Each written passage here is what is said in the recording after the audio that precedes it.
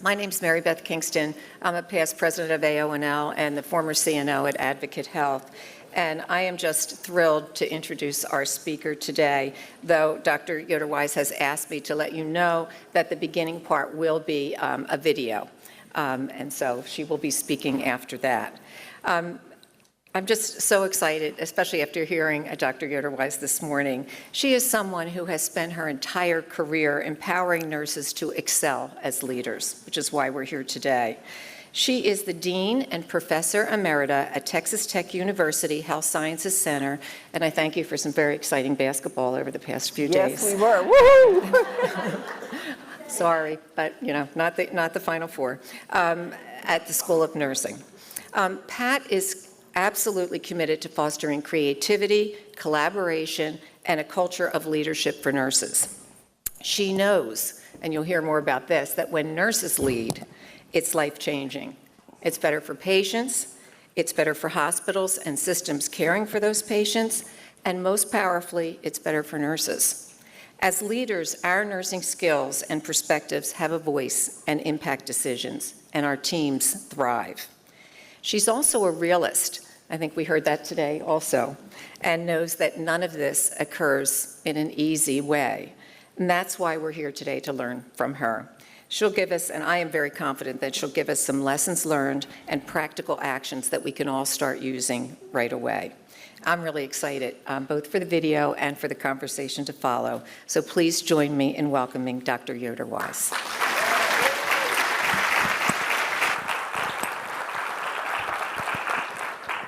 Thank you so much for those of you down there. Hello. There's advantages to being short. If you fall down, you don't have very far to go.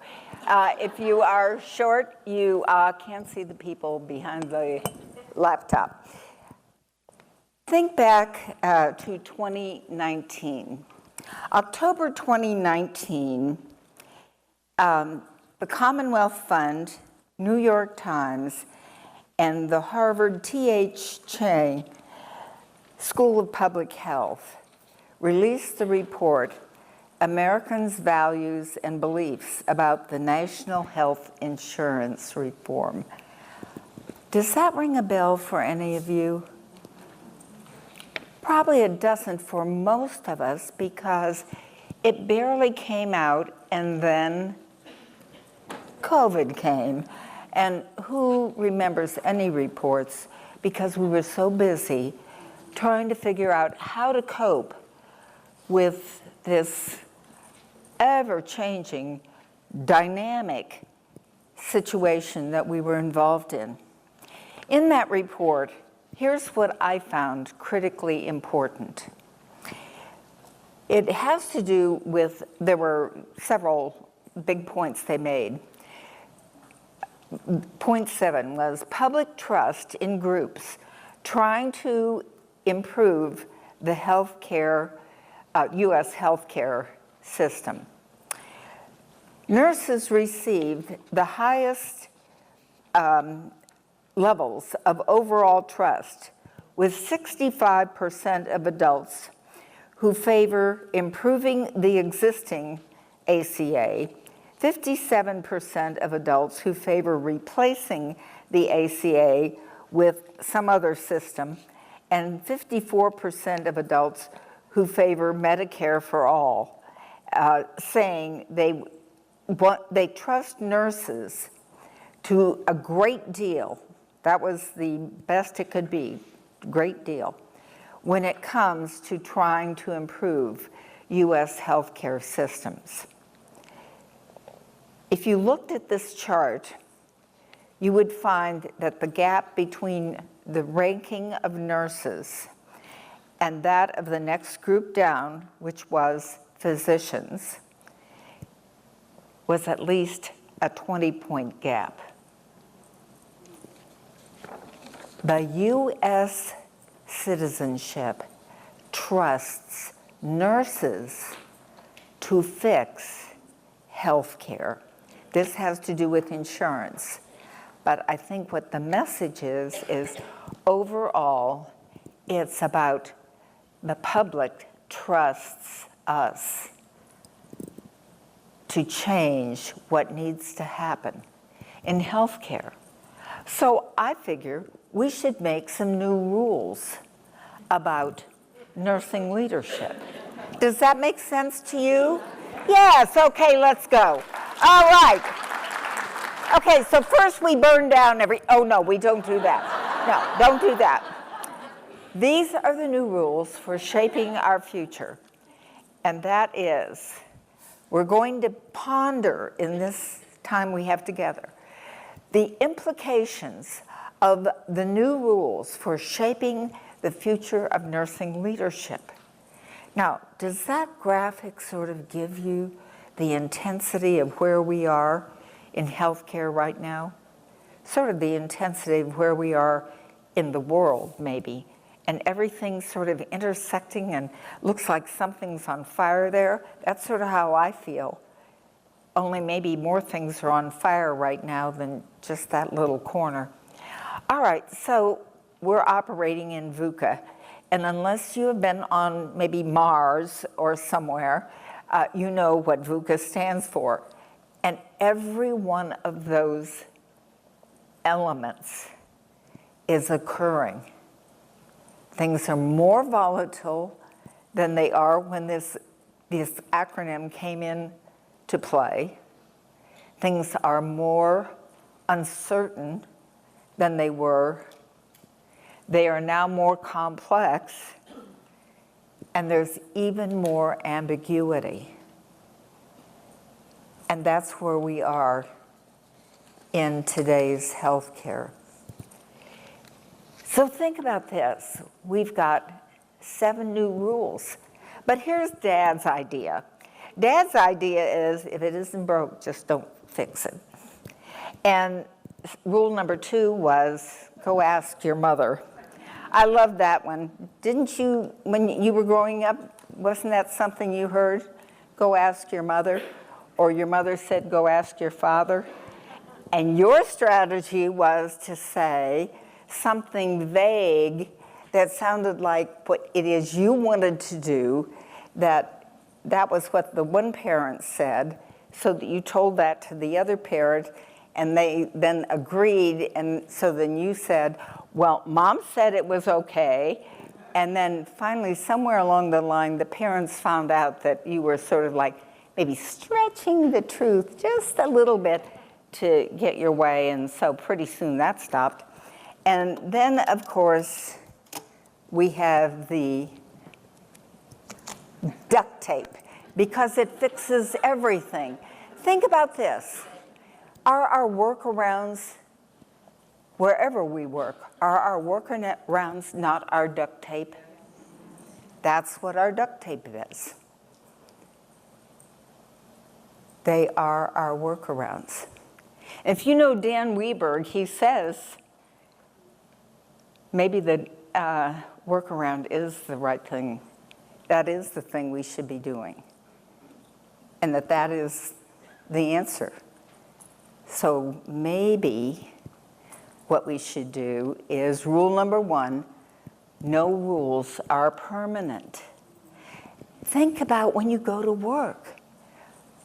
Are there not some rules that people act as if they were passed down from God on stone and they will never be broken? And that we couldn't possibly change them? And then you find out that that rule conflicts with this rule, which conflicts with this rule. It is no wonder we drive people crazy. They come to work and they're trying to figure out what they need to do, but they can't really figure out what they need to do because, well, I think I'm supposed to do this, but I don't know how to do that. It's amazing what we're able to do at the direct care level when we've got hundreds and hundreds of rules we're supposed to operate by. So if we think about it, it'd be great if we could erase some of those. So just in your mind for a minute, You are king or queen of your organization, and you get to erase some rule. I bet you have something, or many somethings, that you could think instantly you'd like to see those things go, because they get in your way of being effective every day. They slow you down, they make it more complex, they create some kind of complex, interwoven, often needless way of trying to make a change. So what if you just erase that? That's an example of a new way, maybe, of going about creating leadership for the future. Rule 2 is if you aren't learning, you aren't stagnating, you're falling behind. And part of that is because VUCA is getting more intense, and if all this stuff is going on, and it's moving faster, and you're just, sort of chilling, not moving in learning, you aren't just stagnating, you have fallen behind because too much is moving too fast. So you can't not participate in learning. And I love the skeleton because I figure that is probably what we would look like, is death warmed over, if we weren't doing something to keep ourselves actively engaged in learning. We would be brain dead, if nothing else. And people would come and talk with us, and we wouldn't know what they were saying because we'd fallen so far behind. So how many of you have pets? How many of you have cats? Have you ever taken a cat for a walk? They're an interesting animal to take on a walk. How many of you take your dog for a walk? Okay, you take your dog for a walk and you go to the park. And what happens when you take the dog to the park? The dog sees the squirrel. And there you are, strolling along in the park. Squirrel! And the dog is off, and so are you. And off the path and down some other path, because the dog is totally distracted all of a sudden. Now, I had this presentation all together when suddenly I find this. I love this. You are strong, you are fast, and you will catch the squirrel tomorrow. I said, talk about self-affirmation. So, what does this have to do with nurse leaders? Because it has to do with a couple of things. And that is rule 3 is keep the mission in mind. And the first thing we want to ask about the mission is it still core? Why would we ask that? Because VUCA is happening. And sometimes we started out with a glorious mission that was so relevant, maybe even 3 or 4 years ago, that is now no longer truly relevant because all of this other stuff has happened. And sometimes it is right on, and we want to know if it's right on. And if it is right on, then we need to know what it is we are supposed to be doing.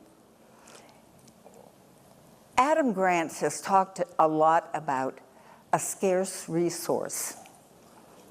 And that scarce resource is what? Oh, yes, attention. Think about that, attention. It isn't just what we often think about, which is the phone and the video games and all of those things, and it doesn't have to do with a generation. It is all the demands on our attention. The faster pace of some speed limits in some states, the more demands on our time, the rapid changes of policies in an organization. Think about the intensity that we went through when COVID occurred. We talked about the fact that we'd come to work in the morning with policy A and leave 12 hours later, maybe with policy D, because it had changed that frequently. Because we had new knowledge that rapidly. So that idea of rapid change is really critical. So when we think about how rapid change occurs, the idea of attention, so many things coming at us. Think about walking down the hall and how many people say, hey, hey, hey. And you get back to the office and what were all those things? And we got really smart and said things like, call me later, send me a memo, because we forgot by the time we got back to the office. Rule number 4, better than having a team is having the right team. And when we think about this, is to think about instant teaming. Think about airlines, for example, where, hi, we've arrived, I'm Joe, I'm Sam, and they meet each other for the first time. And they're going to take this big plane up with hundreds of passengers, and they've met for the first time. They know their role well. I've got it down. I know exactly what I'm supposed to do. And I trust you know yours, and you know yours, and you know yours, and you know yours. So now we're in a crisis situation. Boom, we come together as a team.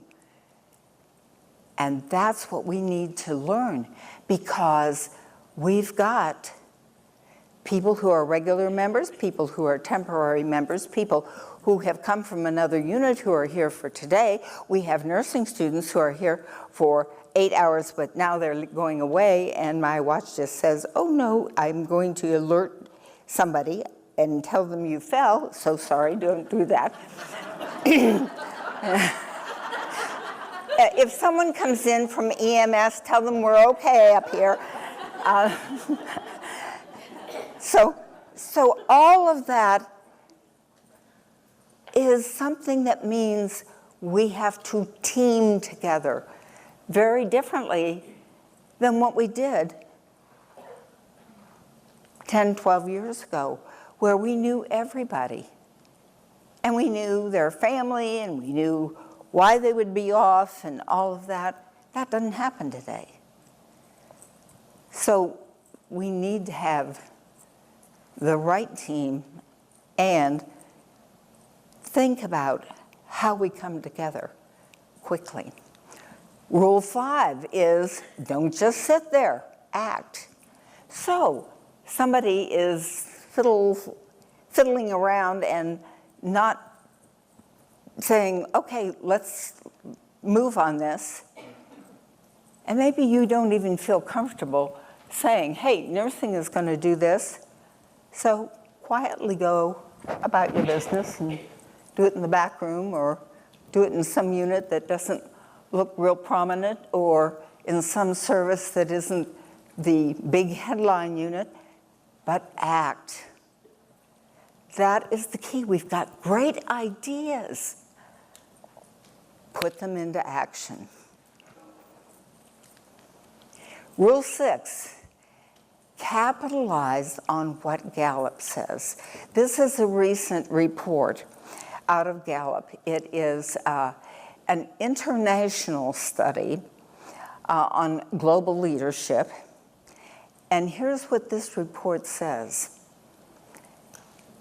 What followers want to receive from managers are messages about hope, about trust, about compassion, and about stability. Now think about that in the world of VUCA. Does that not make perfect sense? We see jobs being cut left and right, and we see the economy looking worldwide. Somebody wants to hear things are going to be better. Now, maybe you don't feel you can say that, because in some cases, you're not sure it will get better. So you need to think about, what is your message of hope? We're going to hang together. We're going to get through this together. We'll make sure that in our community, we will leave no one behind. And that might mean that if you get fired, we'll still make sure you're taken care of. Very different messages than we might have given in a different time.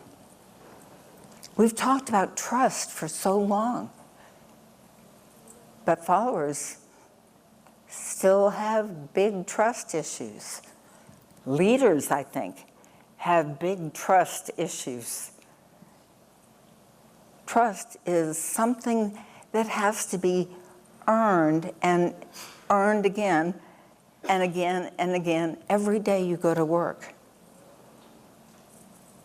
And some days you go to work and you go, I think we just lost it again. So thinking about what it is you need to do with a group of people you work with closely so that they feel they can trust you and you can trust them takes a horrendous amount of energy. But it is worth every ounce of energy you put into it, because it is the thing that binds the two of you together. They talked about compassion. They didn't want you to cry for them. They didn't want you to bend the rules or anything like that. They just wanted you to hear, I'm suffering. I need you to hear, this is awful for me right now. Whether it was, I'm in the middle of a fire that happened in this part of the country, or my family is falling apart, or whatever. They wanted compassion from a leader. Not something like, oh, I'm so sorry your mother died. Will you need time off for that? And yet sometimes those are the messages that are given. Stability. Wow. Okay, I'm not sure how you do that, except the fact that you can convey stability for your unit as much as possible. And you acknowledge all this is going on, and that here's what we're going to do. And that's part of what a leader does, okay? I know all this stuff is going on in the community. Here's what we're going to do. And it may feel disjointed, or that you're being irrelevant in terms of, are you not connected to the community? Yes, And here's what we're going to do here to remain stable in terms of how we're going to get through this. Rule 7. If you like these rules, see rule number 1. And rule number 1 was no rules are permanent. So create other rules. Get that eraser out. By the way, there is an eraser this size. So I figure you can erase a lot of rules with something that size. And go about making significant changes. The real key is, as you make those changes, you have to blend in enough that people don't go, he or she is weird, and that is our person in charge of nursing. No, you want to look like you're part of the team, you want to act like you're part of the team, and you want to smile as you make these dramatic changes and explain why erasing some of these irrelevant rules is really important and why they make a difference for people, for patients, for employees, for leaders, and why that makes a better situation for providing care and potentially creating better patient outcomes. I love that particular slide because I do think if that goose would just add a little leg makeup, he'd really fit in well. So if we do that, we could lead to a new VUCA. You can create your own VUCAs, but here's some words to think about VUCA for the future. Instead of being volatile, we could talk about value, nursing value. We could talk about our uncanniness. How did you come to that? Well, let me tell you, because we do have very uncanny ideas.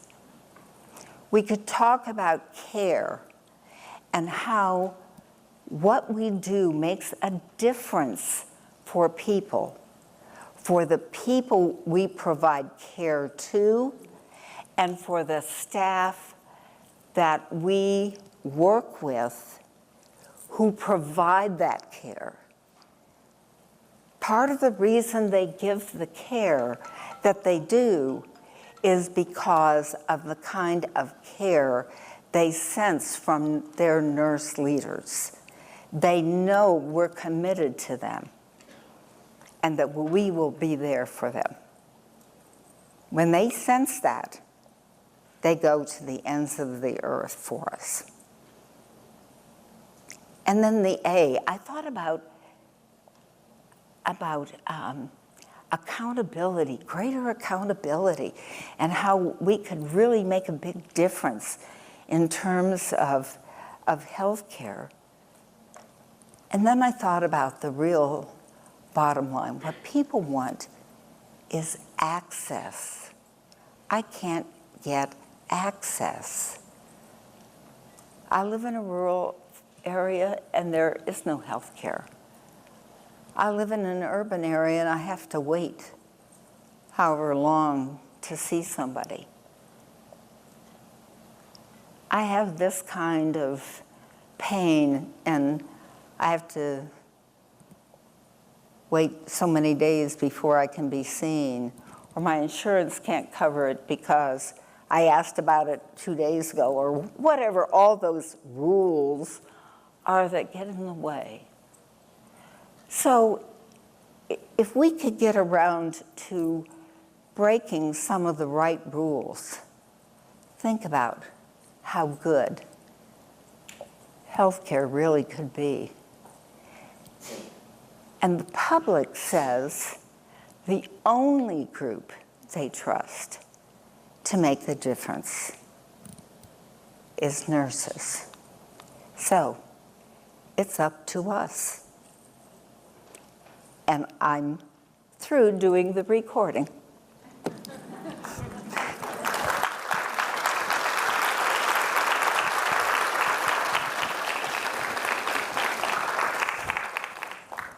Oh, I can get this.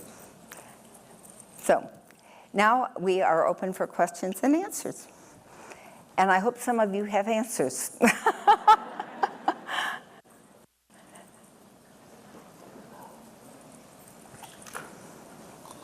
Yes. Excuse me for reaching. Thank you very much. Very inspiring. I think we need a lot of inspiration for what we have for our in the near future and probably not so long away. But you've recently, I think it's the second edition of the Leadership Trajectory. And as we're talking about how do we lead our teams with hope and with compassion, and to your point a little earlier about accountability, how do you tie those strategies in from that leadership trajectory into creating that environment for our teams to thrive, but also ensuring that the patients, the reasons why we're here, are getting the care that they need? Okay, would you repeat the question, Mary Beth? There's some feedback in here. Oh, let me just tell you in my inside voice. So I was just wondering about how do we tie this presentation in with the leadership trajectory. You've just, I think, finished the second edition, right? Love the first edition. But really, this is taking it that step further. You were talking about how in rule number 6, the importance for hope and compassion to build that trust. And our teams are striving for that, but we still also need to hold them accountable and ensure that our patients are getting exceptional care wherever we go. And so from the leadership trajectory, talking about the strategies and the personal aspect and creating that environment, what are some of your recommendations for helping us to get to that trust and compassion, but also that accountability that's required to make sure we're practicing at the top of our licensure? Okay, so yes, the Leadership Trajectory book is one that's designed for nurses in the practice setting. By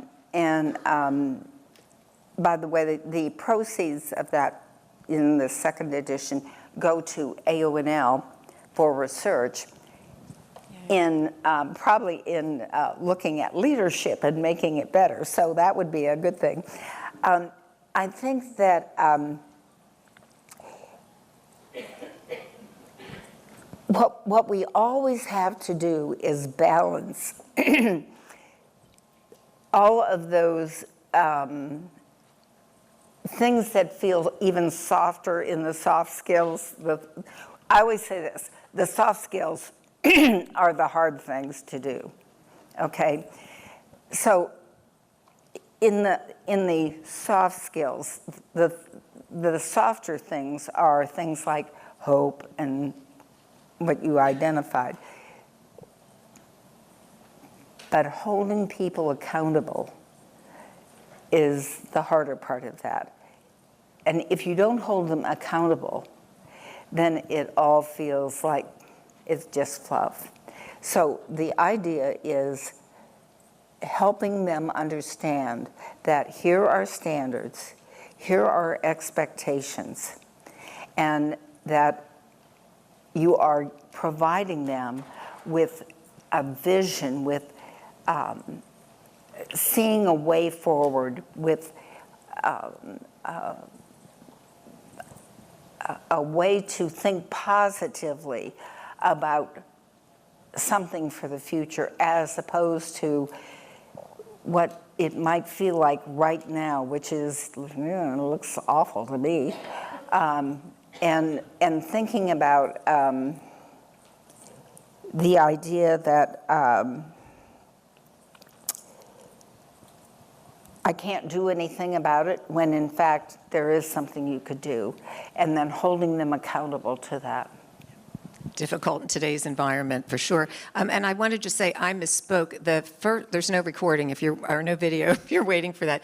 The first part of the session was recorded, correct? Yes, Okay, the first part was recorded. It's a TED Talk. So stay tuned for that. Other questions?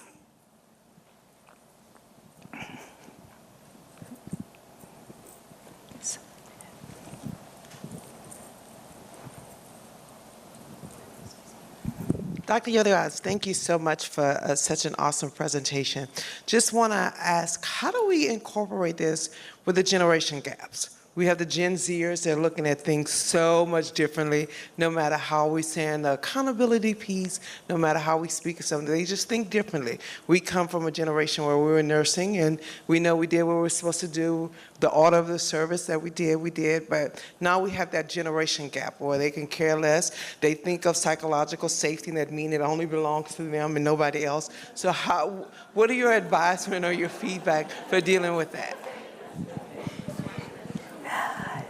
Did you have feedback on that, or did you hear that? Pardon? Was there feedback, or did that? There was feedback, yes. So the question then is, how can we, how does the generational differences play into it? So I think I'd start off my conversation by saying, you know, I hear that your generation doesn't care.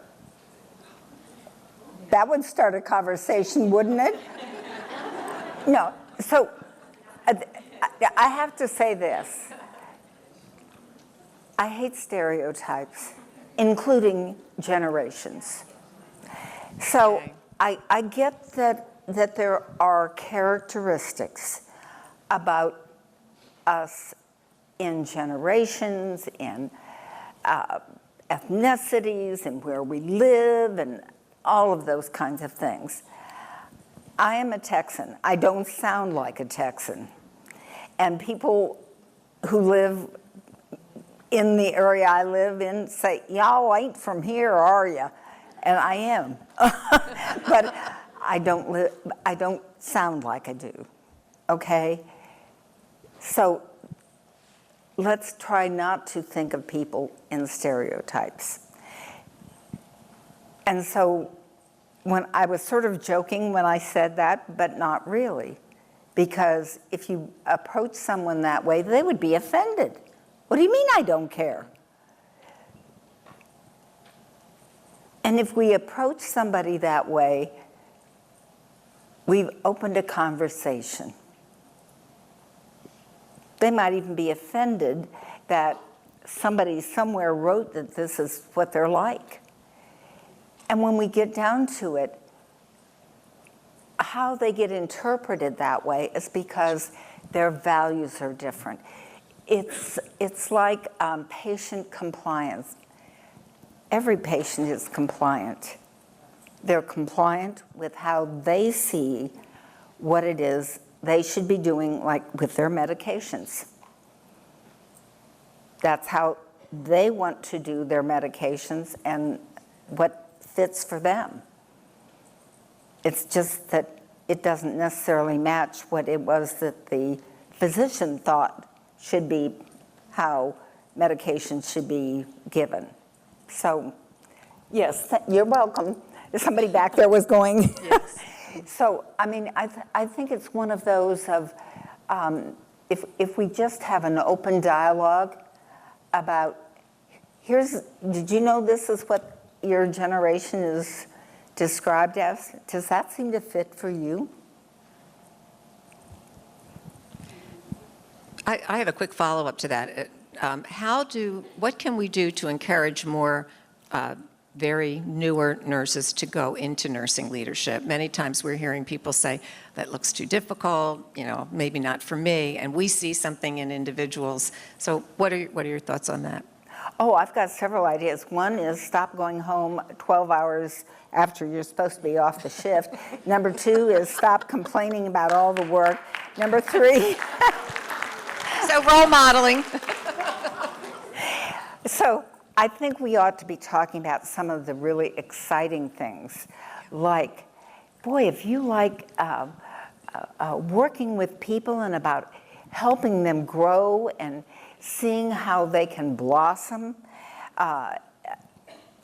there's just so much excitement about leadership. If you can talk about those things, and I know that some days it's hard to do because you've got this mound of paperwork,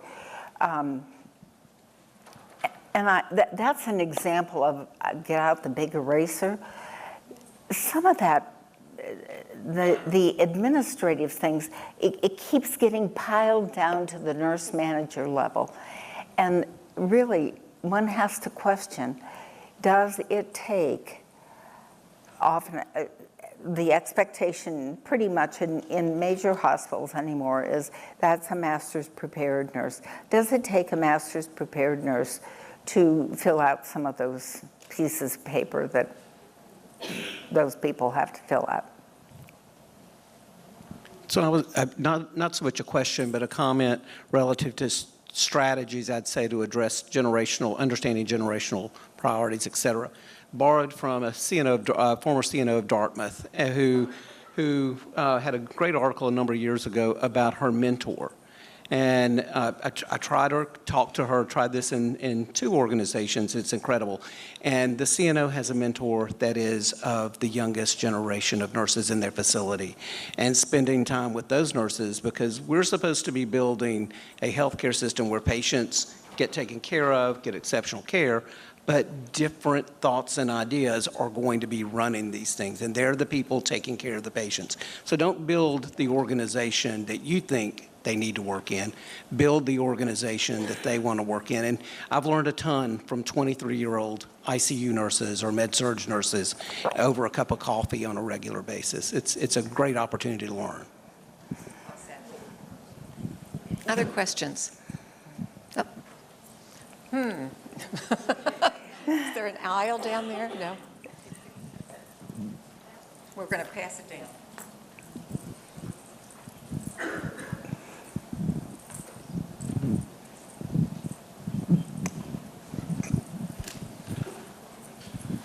Well, just getting the microphone was interesting enough in itself. It is a VUCA world.